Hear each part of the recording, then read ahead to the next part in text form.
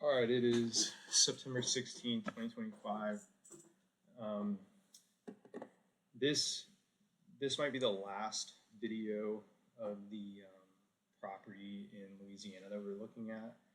Um, the reason is that we when we finished up with the previous video, we were looking at the different comps of properties that were out, on the market, and the what we realized was that the price that they were asking the with all the construction costs and everything that were involved in the carrying costs was probably too expensive. And realistically, we know that we need to have this price at significantly lower asking price. So what I did was I kind of cleaned up for an email that I'll send to the agent, and we're going to go through that right now. Looking at the different comps that we pulled and their price per square foot, their price per door versus what the asking price on this property was. And so, you know, what's interesting is that when we remove this outlier of, this one in St. Gabriel that was at a pretty high price, and you can see I put the days on market here. It's not been on market for over a year. That, our price, that the price that properties are selling between Baton Rouge and this area is about $60,000 a door, or $73 per square foot. And the price that they were looking at, asking with, and I put all the renovation costs. I did some, just some carrying costs on the loan, which would be like essentially like 15% annualized, and I did 18 months, so 1.5 years. And then I put in closing costs and then also financing costs of 1%. And that put us right at 5.6 million, which I think was pretty close to what we were at over here, which is kind of the rough estimates we did. And again, this is still a rough estimate.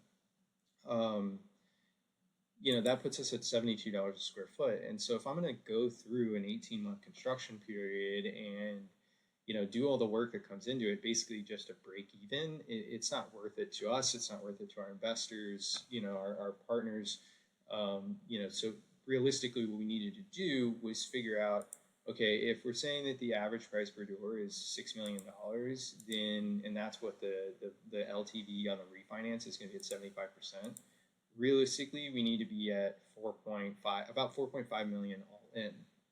And so a realistic price that we would be willing to pay on this is about 2.55 million. That's with the same renovation costs, the carrying costs, which actually need to be that's our renovation loan costs, closing costs, and then financing. So again, this puts us right at 4.5 million. Price per door $45,000 per door, and it puts us at a price per square foot of $57. Now, and so what we're going to do is we're going to go back to the agent and we're going to say, hey, look, here's where we're at. This is the price that we need to be at. Now, the other thing that I wanted to look at when I was looking at was their financials, and basically I'm going to lay this out to the agent. I'm going to give them the justification for where we're at. What I found interesting was on their 2025 financials, which is this is supposed to be their quote unquote year to date. It's only through June. Obviously, it's September now, so we're missing some data. But they're showing that they're at $217,000 in income,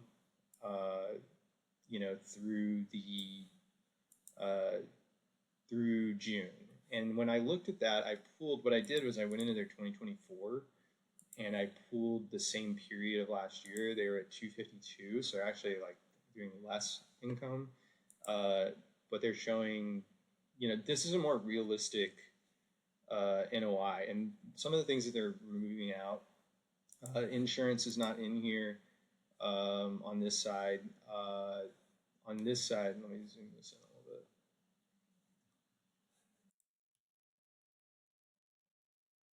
In 2024 they had the insurance. Now, one of the things that's in here that's weird is the interest expense.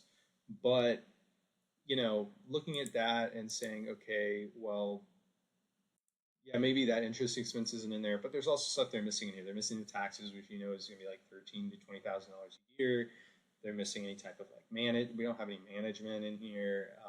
So, but realistically, like this is about 50% of their. I'm sorry, their expenses are about 50% of their profit, which is probably realistic for a property of this this age and class. We're probably looking at like 50%. Whereas here they're showing it at 150,000 as the NOI. This isn't a realistic number on their total expenses. So even if we gave it the benefit of the doubt and said like 250 or 500 is the price, then their NOI would be like 250. But more than likely, like this is going to be, it's basically going to be like this doubled, and then this number divided by two. So more likely, it's going to be about $217,000 is going to be the NOI on this property. And when I go back to our original checklist, which was the first checklist that we did, I think we were kind of coming in at like 273, looking at what they're at. But in reality, I think that if we look at this, and let me just make a copy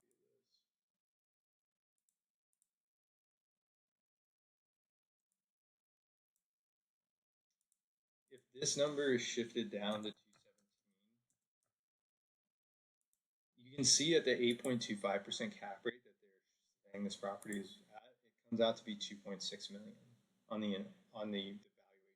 So again, this justifies our assumptions that this property is probably closer to 2.6, which is what we're looking at over here. So you know, this is kind of just me double checking it and saying like, let's look at the conservative numbers and say, okay, currently, based on what they're doing, this property is probably closer to 2.6. Um, so the next steps that we're going to do is I'm going to write up an email. We can actually do it right now. So I can show you like this is how I would draft up this email for this. I'm going to send this email to the agent.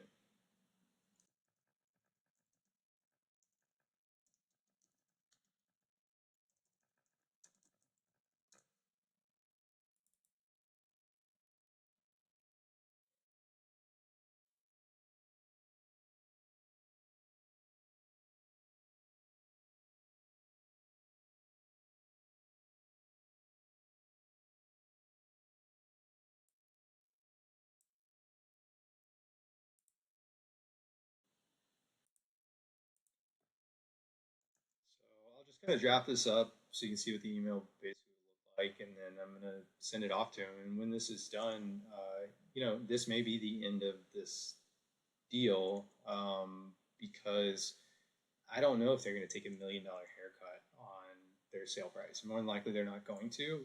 You never know. You never know what kind of situation that they're in. Um, but we'll kind of what I'll do is I'll draft this up. I'll send it over to them. We'll see what happens. I mean, maybe they come back and say, hey, we would do it at 2.6 million. Okay, well now we'll have a real conversation. Now we'll go through further due diligence. But before I go through doing our other checklists, on market analysis and different things, looking at the actual submarket, looking at the what else is going on.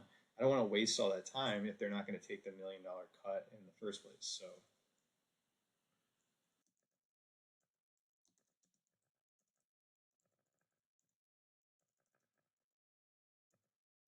just draft this email up real quick. It won't be too complicated, and then we'll send it off.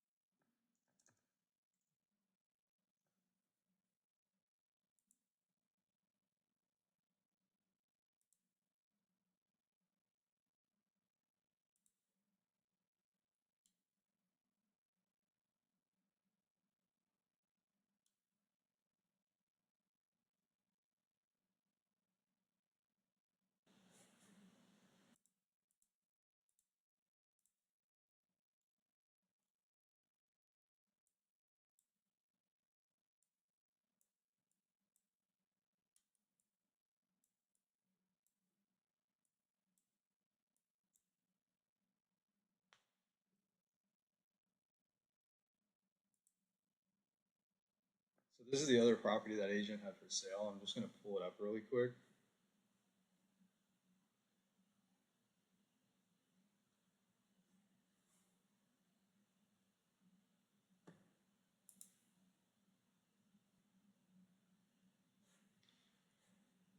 So they were selling this for 2.4 million.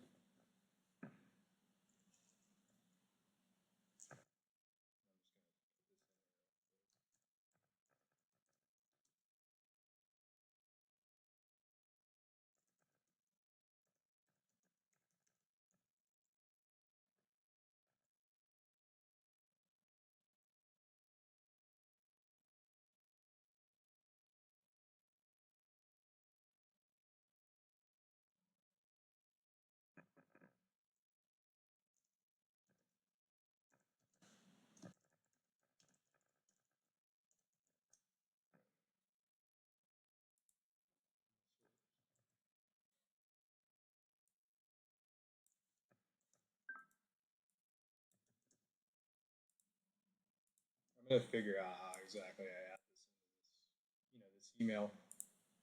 I don't want to like make him feel like I'm calling him out or anything, but I also want to like make it clear that like you were recently selling a property for $25,000. So I'll put the table in.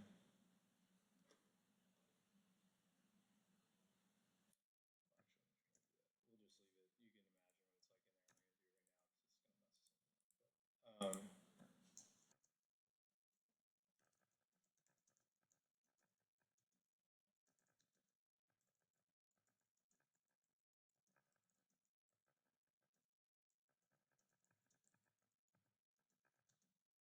because it's gonna mess something up. But,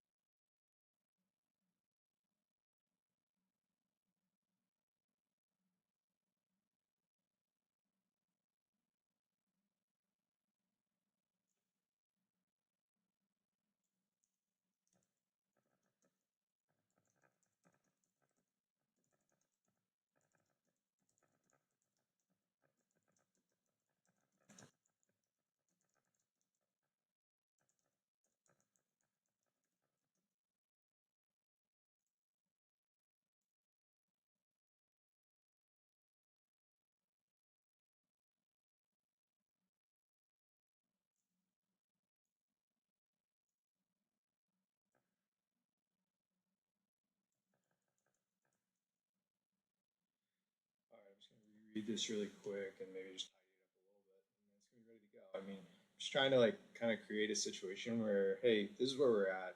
I want you to understand where we're coming from, and we understand where your client's coming from. They bought this property, they've invested a bunch of money into it, so we understand that.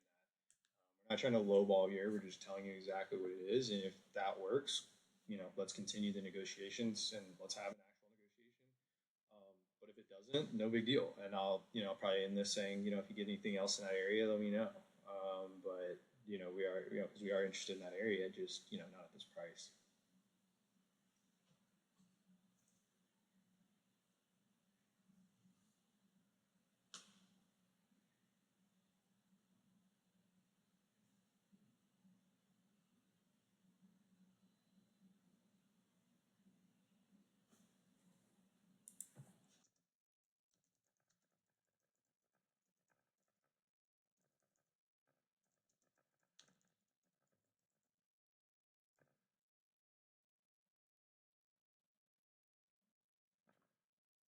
What is the price at 2.6 million per door?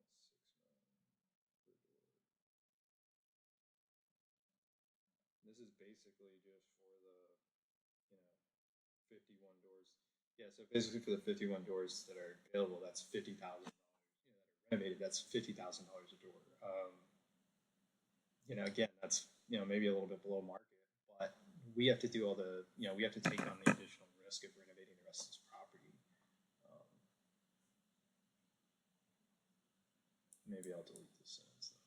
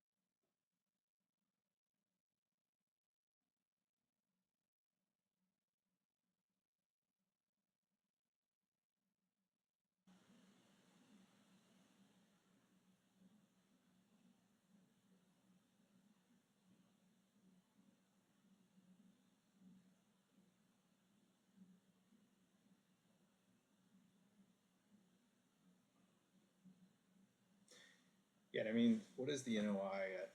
Like, let's say it is two. Let's say that when we double it, it does come out to be like 250. You know, so it's like 500,000.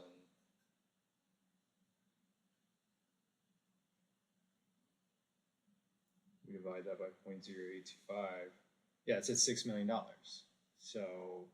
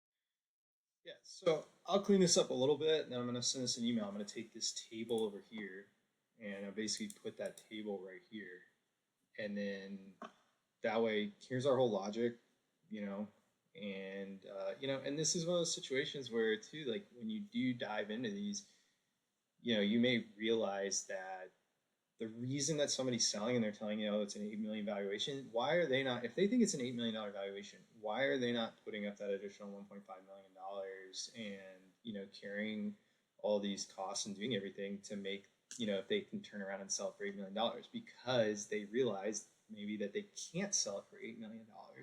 Realistically, they're only going to get six. And if they're already in it for 3.6 million, then adding another, doing all that work just to make, maybe they're already in it, 3 million, and they're like, hey, if we sell right now, we can make $600,000. If we do all this work, take all this additional risk, we may only make $500,000. So they don't want to continue going down, throwing good money after bad kind of situation. They just want to get in, they just want to get their money out now.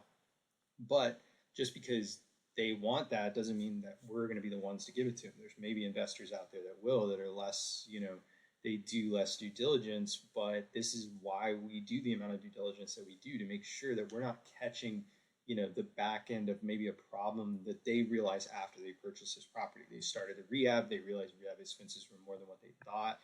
Interest rates are going up, their carrying costs were expensive, And they're like, you know what? If we get out now, maybe we can get $500,000. If we keep going, we may still end up making $500,000, but we're going to be a year, 2 years further down the road. That's just a time value of money thing on their side, but it doesn't mean that on our side we're gonna we're gonna be taken advantage of. We're gonna do our due diligence. We're gonna make sure that we're buying at the right price. If they don't want it at 2.6 million, then okay, nope, see you later. But you know, just because they want 3.6 doesn't mean that we're going to give it to them. But you know, we kind of leave it open ended because you don't know on properties like this. You don't know what kind of bind these guys are in. Maybe they're in it for, you know, maybe they put a bunch of cash in. If they get out at 2.6 million or somewhere near it, you know, maybe they're making a couple $100,000 and they're like, you know what, screw it, let's just go. I haven't dug too deep on what they paid, and I think we did a title search initially. I can't remember if there was a loan attached to this. I think it was a little bit difficult to see. Let me just double check. I also don't want to send an offer out knowing that like they have a loan at $3 million. You know, let's see, what does it say? We're not like lowballing offers. Like I don't do lowball offers. I just do offers based on math. Here's my number. This is where I'm at. If you're in, let's do a deal. If not, don't worry about it. Yeah, this was a weird one. They had like these loans. There was one at like 2.5 million. And they had like this $50 million loan here. It's kind of hard to tell. Yeah, this is a weird one. They had like a $50 million lien on the property. I think it was just like a lien against like all of their assets or something for the loan. It was basically like maybe cross collateralization. I didn't dig too deep on this. Again, you know, I'm looking at this going, you know, there's a lot going on here. Maybe the title company will figure this out, but you know, sometimes, you know, just throw an offer out there, see what sticks, and move on. You know, I'm not if they accept the offer, then you know maybe we'll dig a little bit deeper. But right now, it's like I know I'm going to be at 2.6. I know they're probably not going to take 2.6. This agent seems to get some off-market stuff, so I don't want to like, you know, I just want to give it to them straight. Be like, this is where we're at. If they can't do it, no big deal. You know, let me know if you come across anything else. But we're not going to, you know, this is where we're at. I understand maybe they're underwater, but that's not like, you know, one of my mentors used to say, don't make other people's problems your problem. And in this situation, like, I'm not going to let their problem become our problem. We're just going to show them this is where we're at, and then, you know, see what they say. Sometimes they say yes, sometimes they say no. You don't know if you don't ask. This is a situation where I like the property, and if we could get it at the right price, great. But I'm not going to, you know, we're not going to waste a lot of time. I know where we're at. I know it's $1 million difference between what they're asking and what we're looking for. So, you know, why would I waste more time doing market research and all that stuff? I'm just going to shoot this email to the agent, see what they say. If they come back, then we'll dig deeper. We can always, you know, one thing in due diligence, like the clock up front is the amount of time that you spend on a property, you know, passing or failing it, versus sometimes it's better just to get the offer out the door because you know that it probably isn't going to make sense for them, or, you know, maybe far off and you don't want to waste more time. If they come back and accept it, then I can always, you know, then it's like, okay, well, while we're doing, you know, LOIs, while we're going through, you know, getting the PSA done, talking to our partners, you know, that's when I'll do, you know, then I'll sit down and spend many hours doing real due diligence on this property because now I know we're in the same ballpark. But right now, I don't think we're in the same ballpark, and that's probably going to kill this deal. So why would I waste a lot of time? But I'll still send the offer out because I know I could always adjust my offer. I could always say, you know what, we went back and we looked at it. We think it's actually going to be closer to 2. Well, that may kill the deal, but at least, you know, now we're negotiating from, you know, a point that actually makes sense versus a point that's just astronomically too high. So I'm going to send this email off, and this may be the last video of this entire series. If they come back and say no, then, you know, then I'll release this out and you can kind of see this whole process, because we won't continue. This won't become a, you know, deal where we go through to closing. You know, I'll just, you know, put this out as kind of a little mini series of like, you know, we went through like 2 or 3 stages of due diligence here. This is where we got to. We thought this was kind of where the price was going to be, and here's the offer that went out. without us diving too deep into further due diligence. If they come back and accept it, then we'll continue down this path, and this may end up being a series where we go all the way through to acquiring this property, and this may get released months from now. But right now, if this may be the last part of this entire thing, because the email I get back maybe thank you, no thank you, or worse, maybe they say no, you're crazy. But I think that the logic that we're using here is very fair. I think they know this, and maybe they're looking for an investor that isn't going to go as detailed as we would go on with something like this. So I'll keep it updated.